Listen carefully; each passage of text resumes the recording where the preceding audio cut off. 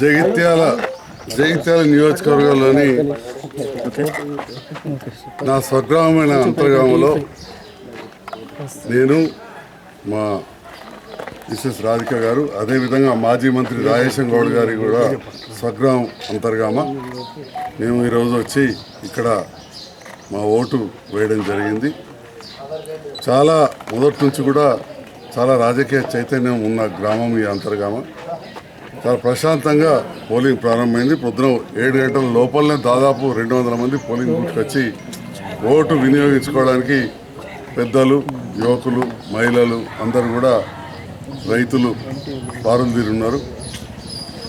మరి ఇక్కడ ఓటింగ్ సరళి చూస్తే ఎప్పుడైనా కానీ గత ఎన్నో ఎన్నికలలో లాస్ట్ 3 ఎన్నికలు అయితే ప్రత్యేకంగా బీఆర్ఎస్ పార్టీ అభ్యర్థి అయిన నాకు బ్రహ్మాండమైన మెజార్టీ ఇచ్చారు. ఈసారి కూడా బాజిరెడ్డి గోవర్ధన్ గారికి కారు గుర్తుపై ఓటు మంచి మెజార్టీ ఇస్తారని ఆశిస్తా ఉన్నాను. గత అసెంబ్లీ ఎలక్షన్ల తర్వాత నేను ఒక లెటర్ కూడా పంపించేటి అప్పుడున్న రిటర్నింగ్ ఆఫీసర్కు. కొన్ని పోలింగ్ బూతులలో 1200 ఓట్లు, 1400 ఓట్లు ఉంటున్నాయి. కొన్ని పోలింగ్ స్టేషన్లలో 400 ఓట్లు మాత్రమే ఉన్నాయి. ఉదాహరణకు ఇక్కడ ఉన్న అంతర్గామ గ్రామంలోనే ఒక పోలింగ్ బూత్లో 231లో 1200 పైన ఓట్లున్నాయి. రెండోది 232 పోలింగ్ బూత్లో 400 వరకే ఉన్నాయి. 232, 33 అంటే పక్క పక్కనే పోలింగ్ బూత్లు, ఒకటే గ్రామము. ఒక బూత్లో 1200, ఒక బూత్లో 400 ఉండేసరికి ఏమవుతుందంటే 1200 చోట ఓటరు కూడా చాలా ఇబ్బంది పడుతున్నాడు లైన్లో నిలబడడం. రెండవది అధికారులకు కూడా అంతే కష్టం. అధికారులు ఇట్లాంటివి గమనించాలి. ఇక్కడ శాసనసభ్యునిగా నేను గత ఎలక్షన్ తర్వాత ఇమ్మీడియట్గా కూడా లెటర్ పంపించేంటి రేషనలైజేషన్ చేయాలి. ఈ పరిస్థితి జగిత్యాలలో కూడా, వాణినగర్లో కూడా చూసాం. అట్లాంటివి జరగద్దని చూసాం. ఓటరు ప్రజాస్వామ్యబద్ధంగా వాళ్ళ మనసు ఎటుంటే అటు ఓటేస్తారు. కానీ స్వేచ్ఛగా ఓటేసుకోవాలంటే అక్కడ పరిస్థితులు కూడా అధికారులు అట్లా కల్పించాల్సిన అవసరం ఉంటుంది. ఎలక్షన్ కమిషన్ ఇన్ఛార్జ్ వాళ్ళు. మరి ప్రత్యేకంగా ఈనాడు పెద్దలు మాజీ మంత్రులు రాజేశం గౌడ్ గారు, మేము ఉదయాన్నే వచ్చి ఇక్కడ ఓటేయడం జరిగింది. ఓటింగ్ సరళి చూస్తే బీఆర్ఎస్ పార్టీ అభ్యర్థి విజయం ఖాయం బాజిరెడ్డి గోవర్ధన్ గారిని అని చెప్పి తెలుస్తా ఉంది.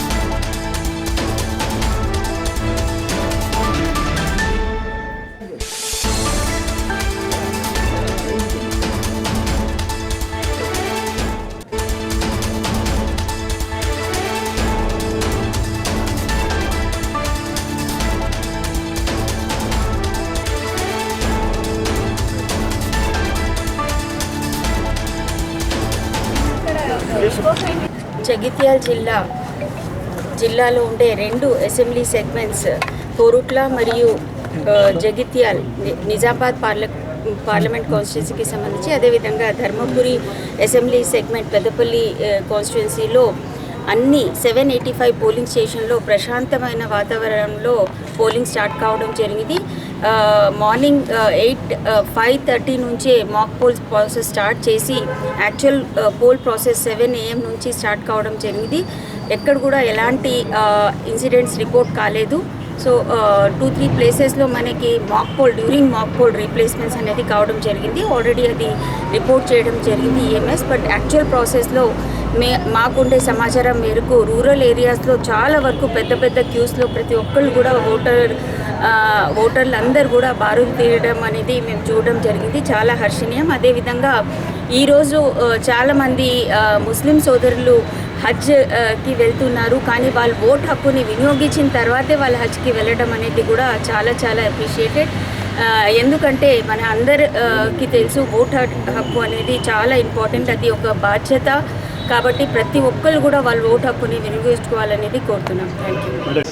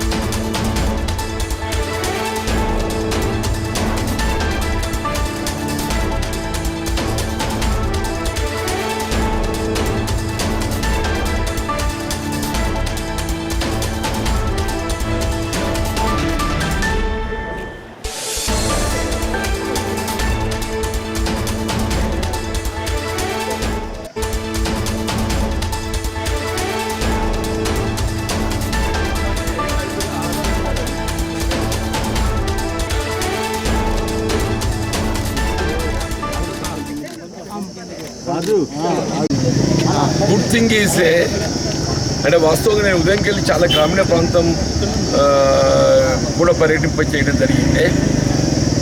గ్రామాలలో ఇంత బిగ్ టర్న్అవుట్ ఉంది కదా అని చెప్పారంటే ఓటర్లలో ఏది ఉందో ఓటర్ వేయాలనేటువంటి ఒక ఉత్సాహం కనపడుతుంది. ఒకటి అంటే పీక్ సమ్మర్ కావడము, రాత్రి అదృష్టం కొద్దిగా వర్షం పడటం, వాతావరణం కొంత చల్లబడి అనుకూలించడంతో ఏది ఉందో వీళ్ళు జాలపత్రాలు ఓటించిపోతే మంచిది కదా అనే భావన కౌతం ఆటోమేటిక్సే. నేను గ్రామీణ ప్రాంతాలు ఎక్కడ పోయినా కానీ చాలా పెద్ద క్యూ, వెరీ బిగ్ టర్న్అవుట్ ఉందన్న. సరే పట్టణాలల్లో కొంత అది స్తబ్దత ఉంటుంది, తెలియనిది ఏముందన్న, కానీ కొంత లేట్గా వస్తారు, తీరిగా వస్తారు, ఓపిక వస్తారు. కానీ గ్రామాలలో ఏదైతే ఓటు వేయాలనేటువంటి ఒక ఉత్సాహం అనేది బాగా కనపడుతుంది. And moreover this particular elections ఏదైతుందో ఇలా ఈ దేశ భవిష్యత్తును తీర్చిదిద్ది. ఈ దేశ భవిష్యత్తు అనేది ఏదైతుందో మత సామరస్యంతో ఇలా సమాజంలో ఉన్నటువంటి ఒక అన్ని వర్గాలు, కుల మతాలకు అతీతంగా అందరం కలిసి ఉండేటువంటి ఒక భావనతోని ఉన్నటువంటి ఒక దేశం భారతదేశం. కొన్ని రాజకీయ పార్టీలు ఏదైతుందో ఇలా రాజకీయ కాంక్షతోని రాజకీయ లబ్ధి ఏ విధంగా పొందగలుగుతామనేటువంటి ఒక భావనతో ఏదైతుందో సమాజంలో మత విద్వేషాలు తెచ్చగొట్టి సమాజాన్ని చీల్చే అటువంటి ఒక కుట్రలు చేపట్టదొరుకుతుంది చెప్పండి. కానీ పీపుల్ ఆర్ గ్రేట్. వీళ్ళు ఈ దేశ ఐక్యత సమగ్రతకు ఏదైతే ఉందో వీళ్ళ ప్రజా మనోభావాలు ప్రధానమని చెప్పంటున్నారు. ఈ దేశ ప్రజలు కోరుకునేది ఈ దేశ సమగ్రత, కుల మతాలకు అతీతంగా ఏదైతే ఉందో అందరం కలిసి ఉండాలనేటువంటి ఒక భావస్వేచ్ఛతో ఏదైతే ఉందో కోరుకుంటున్నారు. కాబట్టి ఈ దేశ ఐక్యత నిలబెట్టుకోవడానికి కొరకు ఈ పెద్ద టర్న్అవుట్ కనబడుతుందని చెప్పండి. ఏ కుల మతాల పేరిట దేశాన్ని చీల్చాలని కుట్ర ఒకవైపు రాజకీయ లబ్ధితో కొన్ని రాజకీయ పార్టీలు చేయడం జరుగుతుందో దాన్ని నిలువరింప చేయటానికి ది ఇండియా ఈజ్ యునైట్ భారతదేశం ఐక్యంగా ఉన్నది, ఇలా భారతదేశం ఐక్యతగా కొనసాగుతుంది అని ఒక భావన తెలియజెప్పే విధంగా ఏదైతే ఉందో this voter turnout shows that indication. నేను గమనించినట్టు చెప్తున్నాను, last my 1.5 month campaign particularly Bharatiya Janata Party they have no election manifesto. ఏ రాజకీయ పార్టీ కానీ ఒక ఎన్నికల ప్రణాళిక ఉంటుంది. ఇలా కాంగ్రెస్ పార్టీ అధికారానికి వస్తే మేము రైతాంగానికి ఏదైతుందో ఈ విధంగా మేము పెట్టుబడులు సమకూరుస్తాం, వారికి ఏదైతుందో ఆర్థికంగా భారం అవుతున్నట్టుగా పెట్టుబడుల భారం తగ్గించడానికి పెట్రోల్ డీజిల్ ధరలు తగ్గిస్తాం, రైతుకు ప్రకటింపబడ్డట్టు మద్దతు ధరకు చట్టబద్ధత కల్పిస్తాం, వ్యవసాయ కూలీలకు పని లేని సమయంలో పని చూపెట్టే విధంగా ఏదైతున్నదో వీళ్ళ ఉపాధి హామీ పథకాన్ని మరింత బలోపేతం చేస్తాం, అప్పులో ఊరికి పోయిన రైతాంగాన్ని రుణముక్తులు చేయడానికి మేము రుణమాఫీ చేస్తాం. గతంలో 2008-9 ఏ విధంగా అప్పు మాఫీ చేయడం జరిగిందో రైతాంగానికి, రేపు భవిష్యత్తులో కూడా రైతాంగాన్ని రుణముక్తులు చేసి రైతాంగాన్ని అండగా నిలబడబోతుంది కాంగ్రెస్ పార్టీ అనే విధంగా మా కార్యక్రమాలు రూపొందించుకున్నాం. వీళ్ళ మహిళా సంక్షేమం చెప్పి అంటున్నా. ఇప్పుడు ఈ సమాజము మహిళా సంక్షేమం పైన ఆధారపడి ఉందని చెప్పి అంటున్నాం. మహిళలకు ఒక ఆత్మస్థైర్యాన్ని చేయబడాలి. ఇలా చేయబడుతున్నట్టుగా సంక్షేమ కార్యక్రమాలు అది కేవలం ఒక ఆర్థిక లబ్ధికి మాత్రమే పరిమితమైంది కాదు, ఒక ఆర్థిక లబ్ధితోనే మనం పోల్చకూడదని చెప్పంటున్నాం. ఒక మహిళ ఇవాళ ఒక ఆర్టీసీ బస్సులో ఉచిత ప్రయాణం చేస్తుందని చెప్పంటే ఒక ఆడబిడ్డకి ఏదైతుందో ఒక ఆత్మస్థైర్యం చేయడం అని చెప్పంటున్నాం. వీళ్ళు Beti Padhao Beti Bachao what does it mean? ఆడపిల్ల చదువుకోవడానికి కొరకు ఏదైతుందో ఉచిత రవాణా సౌకర్యం చేయబడ్డప్పుడు ఏదైతుందో ఆడపిల్లకు విద్య పట్ల ప్రోత్సాహం కల్పించేస్తుందని చెప్పండి. మహిళల ప్రోత్సాహం ప్రధాన లక్ష్యంగా ఏదైతుందో కాంగ్రెస్ పార్టీ ముందు పోతుందని చెప్పంటున్నాం. నిరుపేద వర్గాలు భారం కాకూడదనే భావనతో ఏ విధంగా రైతాంగానికి ఉచిత విద్యుత్తు అందింపజేస్తుందో వ్యవసాయ రంగాన, అట్లాగే నిరుపేద వర్గాలు కూడా 200 యూనిట్ల వరకు ఉచిత విద్యుత్ కల్పింపజేయబడే విధంగా. బట్ వేరే Bharatiya Janata Party they have no programme at all. దేశంలో రైతాంగానికి ఉచిత విద్యుత్తు చేయాలని ఆలోచిస్తున్న పార్టీ కేవలం కాంగ్రెస్ మాత్రమే చెప్పంటున్నా. సిమిలర్ నిరుపేద వర్గాలకు గృహవసరాలు కూడా ఉచిత విద్యుత్ చేయాలనేది కాంగ్రెస్ పార్టీ మాత్రమే. వీళ్ళు గ్యాస్ సిలిండర్ ఒకప్పుడు 400 రూపాయలు ఉండనే వీళ్ళు ఆయిల్ కంపెనీలకు లాభాలు అనుకూర్చాలనే తాపత్రయం తప్ప వీళ్ళు ఎన్డీఏ ప్రభుత్వం భారతీయ జనతా పార్టీకి వినియోగదారుల సంఖ్య పట్ల ఆలోచన లేదు. వీళ్ళు ఏదైతే ఉందో ఒకప్పుడు 2014లో $105 ఉన్న barrel crude oil today it has come down to $70. Today it has come to $70. ఆనాడు డీజిల్ 50-55 రూపాయలు ఉండేనే today it has gone up to 97-98 rupees రెట్టింపు అయిపోయిందని చెప్పి అంటారు. ఆయిల్ కంపెనీ లాభాలు పెరిగిపోతున్నాయి, వినియోగదారుపై భారం పడుతుంది. ప్రభుత్వ ఆలోచన విధానం ఎంతో పెట్టుబడిదారు వర్గాలకు అండగా నిలవడం, అంబానీ అదే లాంటి వారికి ఏదైతుందో లక్షల కోట్లు వాళ్ళకు ఎన్పి అకౌంట్ కింద వాళ్ళకి రాయితీలు కల్పిస్తారు. నిరుపేద వర్గాలకు సంబంధించి ఏ అంశం లేదు అని చెప్పి అంటుండే. ఇది జాతి భవిష్యత్తు జాతి ఐక్యత ప్రధానం అని చెప్పి అంటున్నా.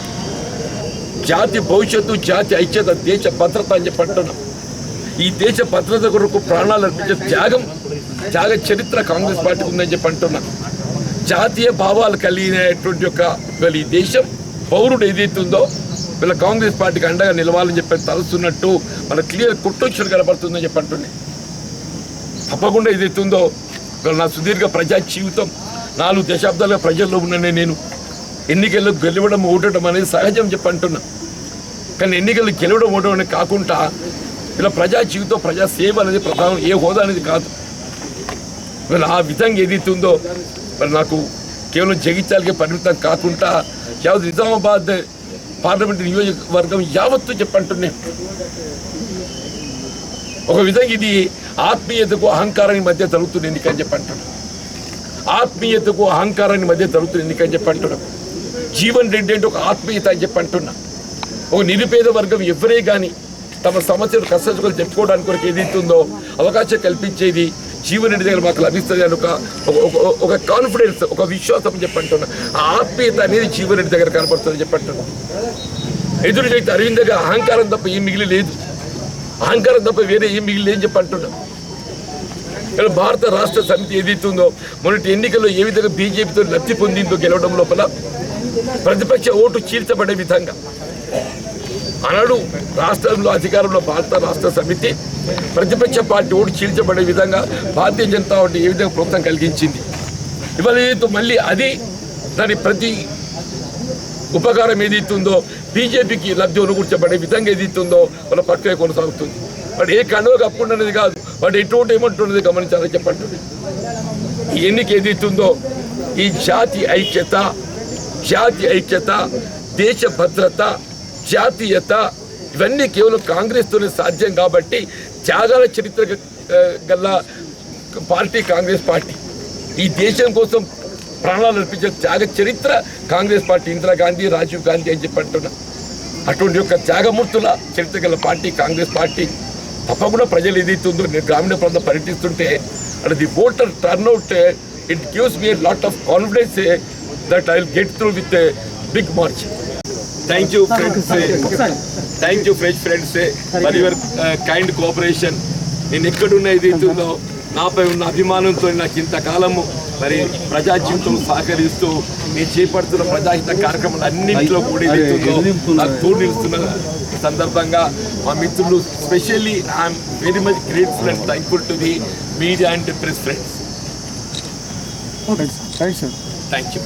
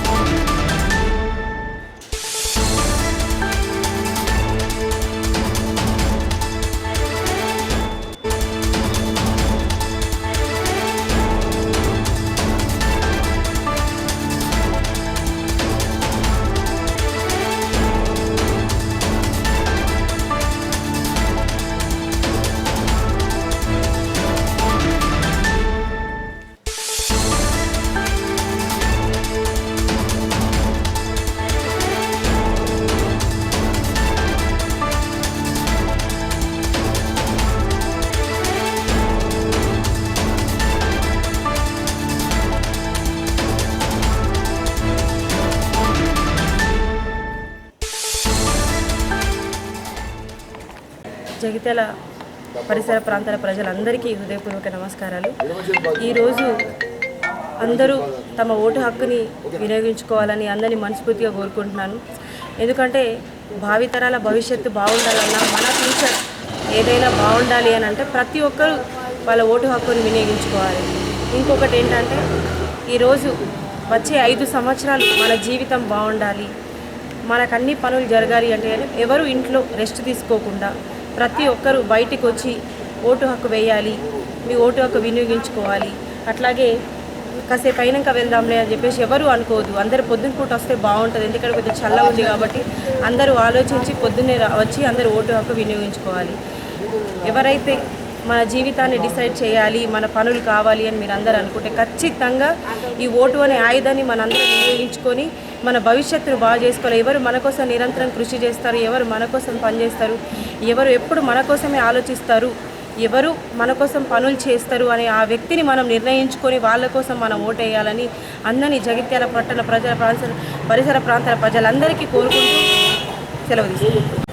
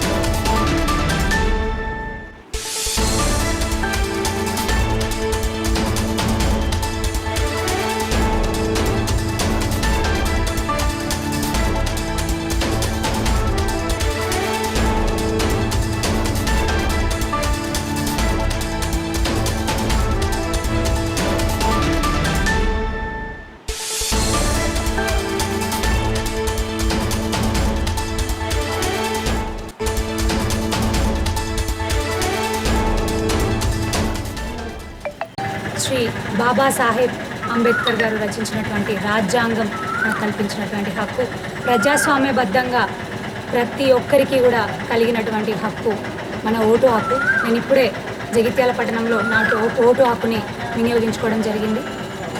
జగిత్యాల పట్టణ పరిసర ప్రాంత మరియు నియోజకవర్గ ప్రజలందరినీ కూడా ఒకటే కోరుతా ఉన్నాను, అందరూ కూడా అతి పవిత్రమైనటువంటి మీ ఓటు హక్కును వినియోగించుకోండి. ఎందుకంటే ముందే ఎండాకాలం ఎండలు ఎక్కువగా ఉన్నాయి. అందరూ కూడా వీలైనంత తొందరగా 10:30 లోపే వచ్చి ఓటేసి వెళ్తే కూడా అందరికీ సౌలభ్యంగా ఉంటుంది. అదేవిధంగా ఎక్కడెక్కడ మన వాళ్ళు ఉన్నారో, కుటుంబ సభ్యులు ఉన్నారో వాళ్ళందరినీ కూడా పిలిపించుకొని వారందరి ఓటు హక్కును కూడా వినియోగించుకునే విధంగా చూసుకునే బాధ్యత ఇంటి పెద్దలు తీసుకోవాలని కోరుతా ఉన్నాను. అదేవిధంగా ప్రజలందరికీ కూడా ఒకటే విన్నవించుకుంటా ఉన్నాను, దేశం కోసం, ధర్మం కోసం, మన హైందవ ధర్మ పరిరక్షణ కోసం అందరం కూడా కలిసికట్టుగా నడుద్దాం, ముందుకెళ్దాం. ఒక దేశంలో సిద్ధాంతపరమైన, ప్రజాస్వామ్యబద్ధమైన మన సంస్కృతి సాంప్రదాయాలను పరిరక్షించేటటువంటి ఒక గొప్ప పాలన కోసం, ఒక గొప్ప నాయకుడి కోసం అందరము కూడా మన ఓటు హక్కును వినియోగించుకుందాం. ఎందుకంటే ఇది దేశంలో జరిగేటటువంటి ఎలక్షన్, దేశానికి ఒక గొప్ప ప్రధానమంత్రిని నియమించేటటువంటి ఎలక్షన్.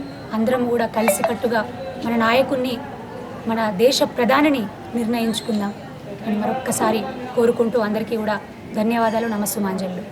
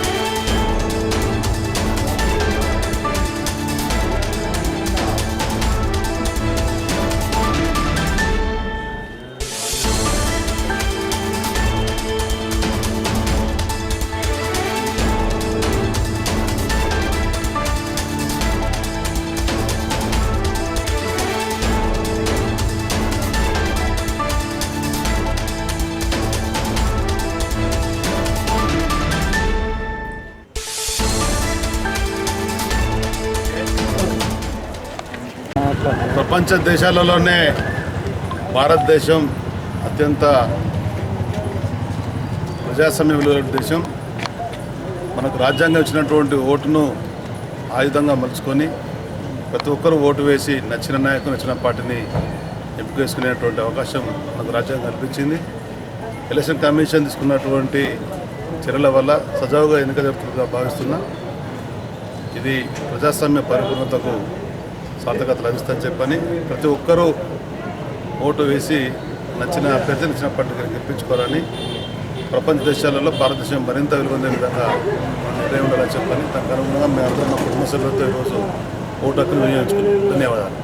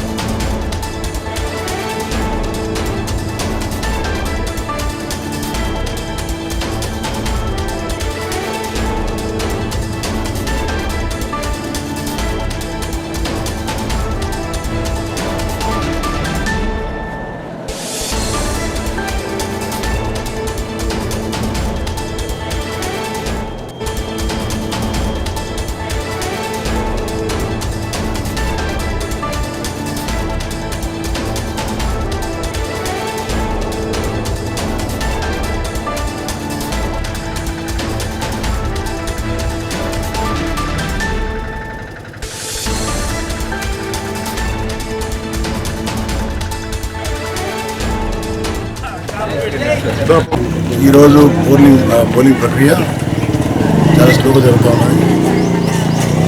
పొద్దున 7 గంటల నుంచి స్టార్ట్ అయ్యి మరి ఇప్పటి వరకైన పోలింగ్ ఓన్లీ 170, 160 వరకు పోలింగ్ ప్రతి బూత్లో. దయచేసి చెప్తున్న ప్రజలందరికీ ఇవాళ సాయంత్రం 6 గంటల వరకు ఉంది కాబట్టి ఎండ కూడా చాలా తక్కువ ఉంది. మ్యాక్సిమం ఎక్కువ మంది బయటకు వచ్చి మరి ఓటు వేయాలని చెప్పి నేను మనవి చేస్తున్నాను. మంచి స్పందన ఉంది. కేసీఆర్ గారు అంటే దయ ఉంది, ప్రేమ ఉంది ప్రజలకు. మరి ఈరోజు చూస్తున్నాము ముఖ్యంగా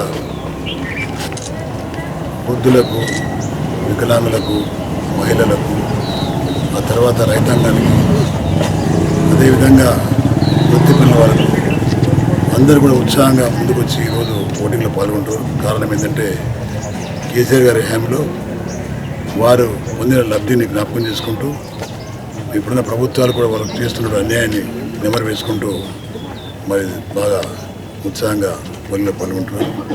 వారందరికీ నా ధన్యవాదాలు తెలియజేస్తున్నాను. మరి ఈరోజు చాలా ముఖ్యమైన రోజు, ప్రజల భవిష్యత్తు నిర్ణయించే రోజు కాబట్టి మరి 3 పార్టీలు ఉన్నాయి. 3 పార్టీలో ఏ పార్టీ ప్రజలకు పనిచేసిందనే విషయం మీకు బాగా తెలుసు. ప్రలోభాలకు వాళ్ళకు గురి చేస్తూ ఉన్నారు. ఈరోజు మాత్రం నిన్న రోజు మాత్రమే ప్రలోభాలకు గురి చేసిండ్రు. ఒకరు 300, ఒకరు 200 తప్ప. ఆ 200, 300 తప్ప మన 5 ఏళ్ళు వాళ్ళు సేవ చేసేది ఉండదు. కాబట్టి వాటి కోసం ఈ జీవితాన్ని పాటించుకుందని చెప్పేసి ప్రజలు చేస్తున్నారు. మరి ఈరోజు మా కార్యకర్తలు కూడా ప్రతి పోలింగ్ బూత్ వద్ద పెద్ద ఎత్తున మరి గుమిగూడి చాలా ఎక్కువ మందిని ఓటింగ్లో పాల్గొనడానికి ప్రయత్నం చేస్తున్నారు. కాబట్టి వాళ్ళు ధన్యవాదాలు తెలియజేస్తున్నాం. మా నాయకులు మా డాక్టర్ సంజయ్ గారు, ఎమ్మెల్యే గారు, తర్వాత వారి యొక్క నాయకత్వంలో పనిచేసే బీఆర్ఎస్ పార్టీ సీనియర్ నాయకులు, కార్యకర్తలు వాళ్ళందరూ కూడా గత 2 నెలల నుంచి చాలా కష్టపడ్డారు. వాళ్ళు ఆ 2 నెలల ఫలితము ఈరోజు రాబోతుంది కాబట్టి వారికి అందరికీ కూడా పేరు పేరున ధన్యవాదాలు తెలియజేస్తున్నా. మాకు సహకరించినటువంటి జర్నలిస్టులు, ప్రెస్ వారికి కూడా ధన్యవాదాలు తెలియజేస్తున్నా. మరి ఈరోజు ఒక ప్రజాస్వామ్యాన్ని బతికించే రోజు. గతంలో ఎవరు అన్యాయం చేశారు, ఏ నాయకులు అన్యాయం చేశారు, ఏ రాజకీయ పార్టీ అన్యాయం చేసింది అనే విషయం బాగా తెలుసు. తాత్కాలిక ప్రలోభాలకు పొందకుండా ప్రజలు ఎవరైతే ఈ రాష్ట్రాన్ని సాధించారో, ఎవరైతే ఈ రాష్ట్రాన్ని బాగు చేసిండ్రో, ఎవరైతే ఈ రాష్ట్రాన్ని అన్ని రంగాల్లో అభివృద్ధి చేసిండ్రో మరి దాన్ని గుర్తుపెట్టుకొని తప్పకుండా సహకరించాలని ప్రతి ఒక్కరిని కోరుకుంటున్నాను. ధన్యవాదాలు.